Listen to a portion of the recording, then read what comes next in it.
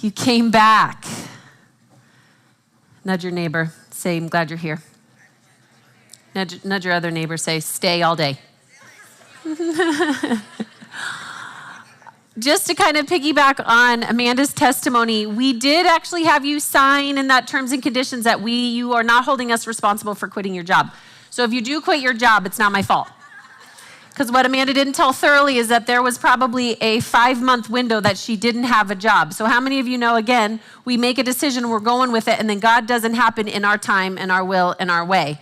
So it was 5 months before we had the opportunity to give her a job. Here's the other thing we won't guarantee, but we did happen to pick her up at the Dare to Dream conference in Florida. So we hired her that weekend. So you also might get a job this weekend too.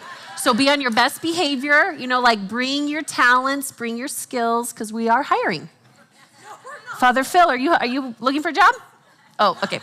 Okay. Father Phil is not hiring. Check him off the list, Cammie. You guys, today is Freedom Day. Today is Freedom Day. Right at the top of your notes. Today is Freedom Day. Okay, just in case we forget. I told you yesterday my aim and my intention was what? Freedom. So that's where we're going to land today. One of my favorite quotes says, you have to look deeper, way below the anger, the hurt, the hate, the jealousy, the self-pity. Way down deeper, because that's where the dreams reside. Find your dream, and it's in the pursuit of the dream that you will also find your healing. I love that. I love that because it's now in the journey that God is actually going to meet you and heal you along the way. But part of it is that it's really hard to understand the truth if we don't know what the lie is. And last night, what we landed on was the lie. This is called your limiting belief, also known as the thing under the thing. So do you remember when you walked in yesterday and maybe you've had experiences like, I don't know why, but I just get so mad when my husband doesn't hear me. Or I don't know why, but I'm just anxious all the time. Did anyone come in with those things? Like, those, you're self-aware enough to know that I'm stuck, but I don't know why I'm stuck. Now you know why. You found the thing under the thing. So if you ever find yourself in conversations going, I'm stuck, but I don't know why I'm stuck. Oh no, I know why. Or you're in a conversation and you're like, this person just makes me so mad. Has anyone ever been there before? My husband always says to me, Julia, nobody can make you mad. I'm like, you can. I'm like, what do you mean nobody can make you mad? He goes, nobody can make you feel mad. That's on you. So oftentimes we have to go back and go, okay, does this have anything to do with my limiting belief? And 10 out of 10 times, yes. Yes, it does. And the beauty of this now is we know what we're dealing with. Actually in football, which I really shouldn't use that analogy because I don't watch football. I don't care. I don't know who's playing today. Don't care. UFC, we'll use UFC. My husband is the lover of all things UFC.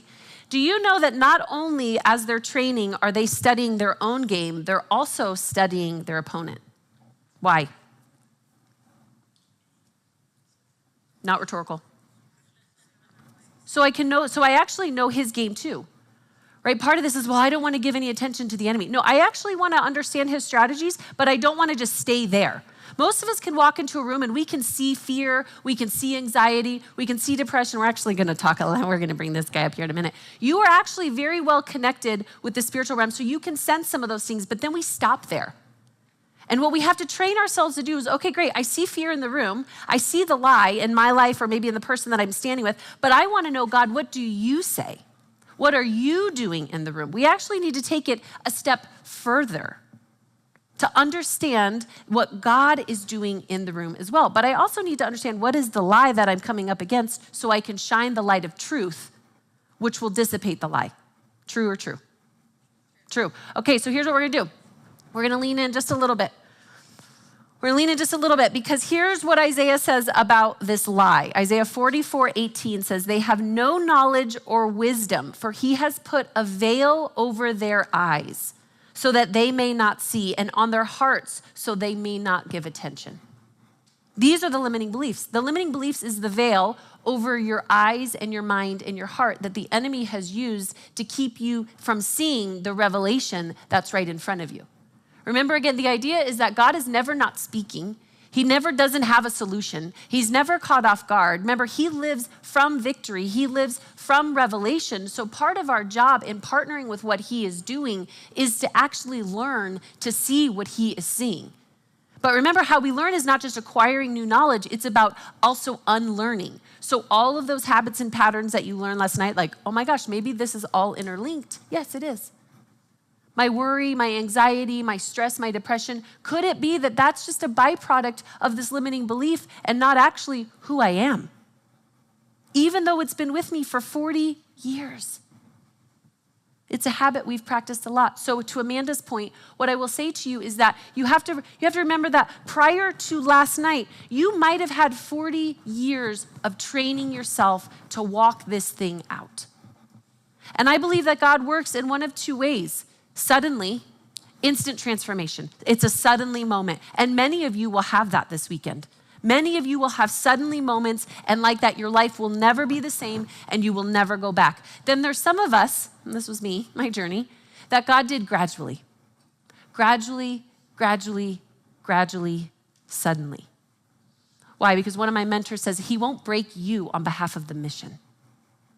He won't break you on behalf of your dream. Remember, you have a God that wants your dreams more than you do. But he won't break you on behalf of the dream. You want the dream, he wants your heart. He wants your heart. So yes, right, we want to be about the destination. We want to be about the dream. We want to be about the goal. We want to be about the result. But remember, he's not really about those things because in his book, it's already done. So therefore, it's not really about the dream. It's about you. It's about captivating your heart and your mind to come into alignment with what heaven's doing. And then maybe the byproduct of the alignment and the abiding with him is the dream. Most of us are so focused on the dream that we've forgotten the one who gave it to us. This is where we get to dive in today. Cindy, who's going to be speaking in a little bit, she's like, hey, when I speak, what part, are we still in the deep waters? No, we're going to be swimming. Remember, we jumped in the deep waters last night and we're going to be swimming this way, okay? So right now we're swimming towards the middle of the pool, okay? That's where we're going. So we're going to walk in this today. Now, here's what I want to do. I actually want to connect a few dots. How many need a few dots connected still on limiting belief and how it all works? Okay, great. Will you come up, Justin? I'm going to walk him through this example because I want you to see the power of this. Can we grab a microphone for him real quick? Hey there, dreamer. I just wanted to take a second and to say thank you. I wanted to thank you for your yes and your boldness to not only get started, but to stay the course. I recognize firsthand that dreaming can sometimes be an overwhelming and oftentimes lonely process. And so I just wanted to take a minute to acknowledge you and to say thank you, because if I've said it once, I've said it 1,000 times, that the world needs your dreams. I also want to invite you to join our community, to actually engage with us, to continue this conversation. And you're going to see a QR code on your screen, and that is the best place to get started, where we will make sure that you get connected to a community who is also committed to unlocking the dreams that are on the inside of them, to breaking the limits that keep them bound, and are doing their part in bringing heaven to earth. So you no longer have to do this alone. We look forward to being a part of this journey with you. We thank you for your yes, and we cannot wait to see what God does in and through your life.